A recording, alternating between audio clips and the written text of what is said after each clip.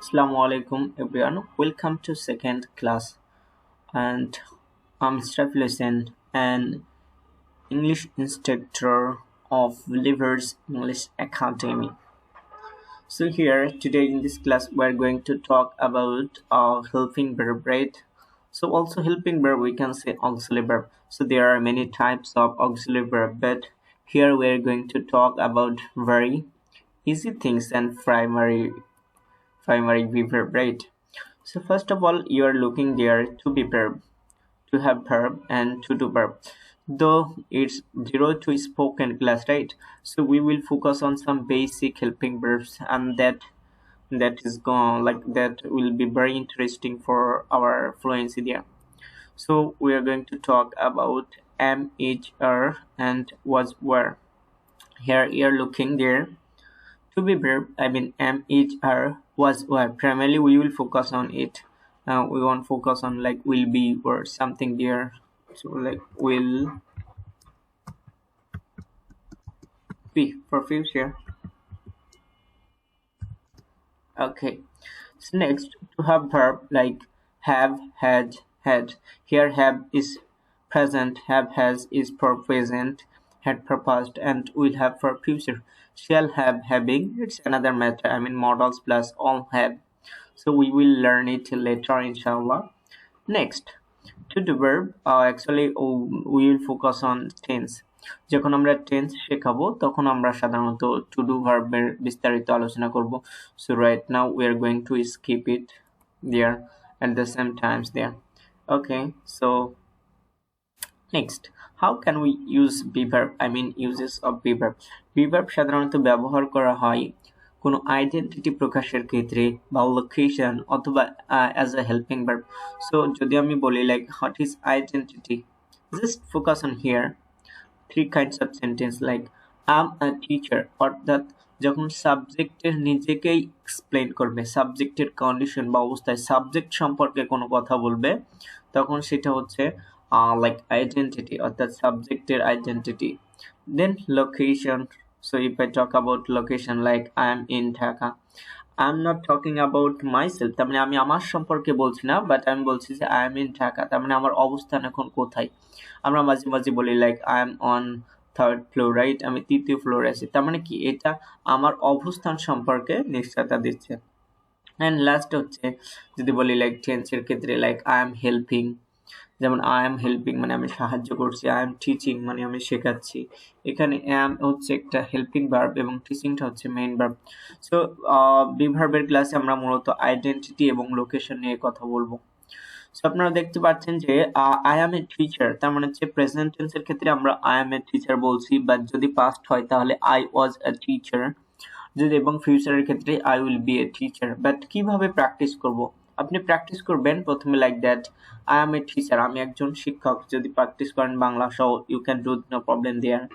মানে হচ্ছে we are teachers, মানে we are teachers, then you are a teacher, you are a teacher, they are teachers, then he is a teacher, she is a teacher, then my sister is a teacher. So we can use many things.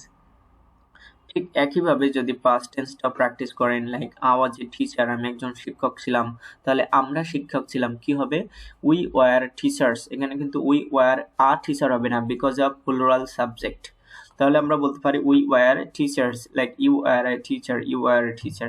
ঠিক একইভাবে future টেন্সের ক্ষেত্রে আমরা বলতে পারি like I will be a teacher, we will be teachers. Then আপনারা personal pronoun দিয়ে সাবজেক্টগুলো ব্যবহার করতে পারেন.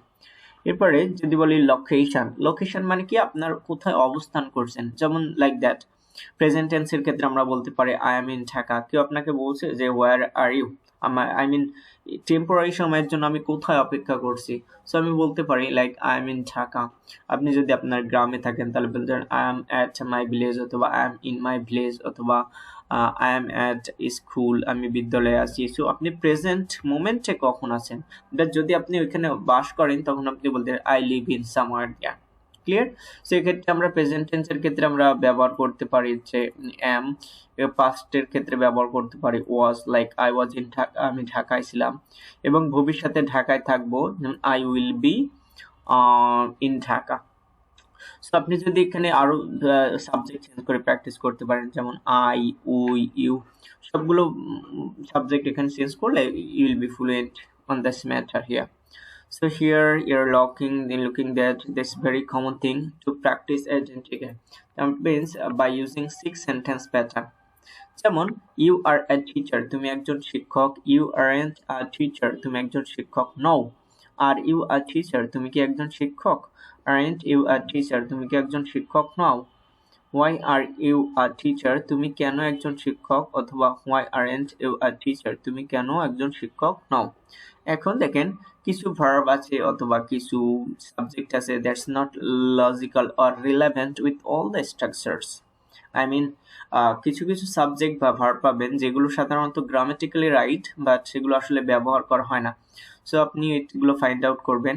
নেক্সট দি সাবজেক্ট, এবং সবগুলো সাবজেক্ট দিয়ে, সো এটা আপনি সাবজেক্ট চেঞ্জ করে প্র্যাকটিস করতে পারেন. Like I am a teacher, আমি একজন শিক্ষক. উই আর টিচার্স, আমরা শিক্ষক. দেন ইউ আর আ টিচার, তুমি একজন শিক্ষক.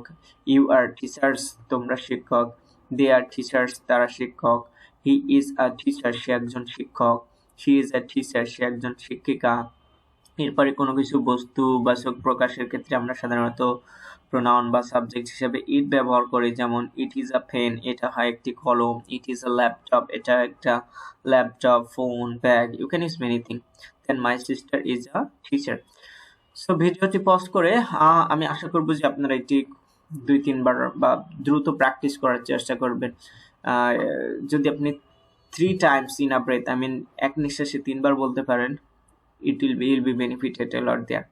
Next, অবস্থান নিয়ে সাধারণত সবগুলো সাবজেক্ট আমরা ব্যবহার করতে পারি. Like I am in Dhaka, I am in Dhaka মানে হচ্ছে আমি ঢাকায় আছি, আমার বর্তমান অবস্থান. We are in Dhaka মানে আমরা ঢাকায় আছি, আমাদের বর্তমান অবস্থান. এরপর আমরা বলতে পারি ইউ আর ইন ঢাকা, তুমি ঢাকা আছো. ইউ আর ইন ঢাকা, তোমরা ঢাকায় আছো. দে আর ইন ঢাকা, তারা ঢাকা আছে. হি ইজ ইন ঢাকা, সে ঢাকায় আছে. শি ইজ ইন ঢাকা, সে ঢাকায় আছে. আপনি দেখতে পাচ্ছেন যে প্রত্যেকটা সাবজেক্ট এখানে, অর্থাৎ প্রত্যেকটা সাবজেক্ট ব্যবহার করার মাধ্যমে আপনি এখানে বি ভার্ব এবং আইডেন্টি বা লোকেশন ক্ষেত্রে প্রকাশ করতে পারেন. যেমন নেগেটিভটা দেখেন, like I am in Dhaka, আমি ঢাকায় আছি. I am not in Dhaka, আমি ঢাকায় নেই বা এই মুহূর্তে অবস্থান করছি না. আর ইউ ইন ঢাকা, আপনি কি ঢাকায় অবস্থান করছেন. আর এন্ড ইউ ঢাকা, আপনি কি ঢাকায় নেই. Why are you in Dhaka, আপনি কেন ঢাকায়, তার মানে ঢাকায় আসার কারণ কি, ঢাকা অবস্থান করার কারণ কি. এরপর আছে why aren't you in Dhaka, তুমি কেনই ঢাকায় নাই. তারপর হচ্ছে I am in Dhaka, I am writing. So others verb আছে যেমন will, would, shall, should, can, could. এগুলো মূলত আমরা মডালসের লেসনে শিখবো. So I hope this short lesson will be very much beneficial for all of you. So আমি request করবো প্রত্যেকটা term, অর্থাৎ এই যে like affirmative, negative, then by using all the subject, সবগুলো সাবজেক্ট ব্যবহার করবেন. এবং এই যে 6 sentences প্যাটার্ন, তার মানে 6টা প্যাটার্নে বিভিন্ন সাবজেক্টের সাথে, যেমন এখানে আমি প্র্যাকটিস করেছি ইউ দিয়ে, কিন্তু আপনি চাইলে প্র্যাকটিস করবেন হচ্ছে আই দিয়ে, দে দিয়ে, হি দিয়ে, এই সাবজেক্টগুলো, এবং as you wish actually. Clear? So I always focus on customized example that you can realize properly, right? মানে আপনি আপনার মতো করে এক্সাম্পলগুলো প্র্যাকটিস করবেন এবং বি ভার্বের ব্যবহারটা নিশ্চিত করবেন.